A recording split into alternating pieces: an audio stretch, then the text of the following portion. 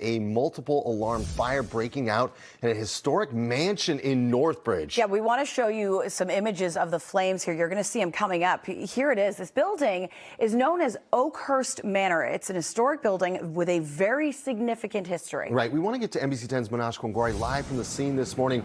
Minash, we just heard from the fire chief and the estate itself. What are they saying?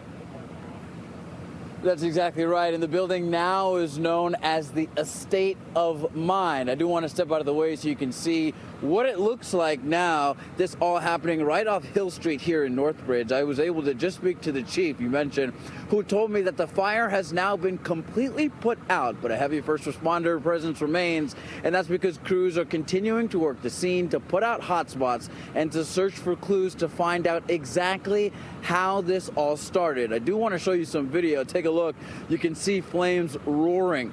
Now, we know that this fire began just after 1 this morning. In fact, fire crews say that it took 3 hours to eventually put it all out.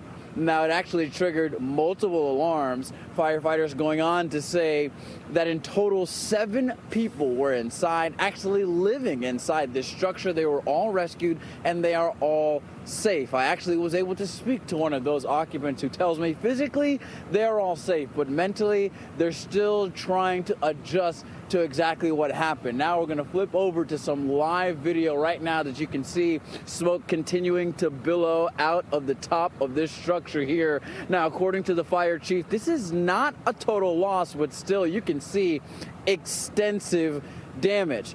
Now, we know that this looks like a normal home, but this is actually, as I mentioned, the Estate of Mind. It's a historical event center that allows local artists to showcase their talents and work on crafts. And in fact, today, just looking at the website, there were several events planned, including a spin fire class. I actually asked the chief specifically, did that class have anything to do with this fire? He said it's very early in the investigation.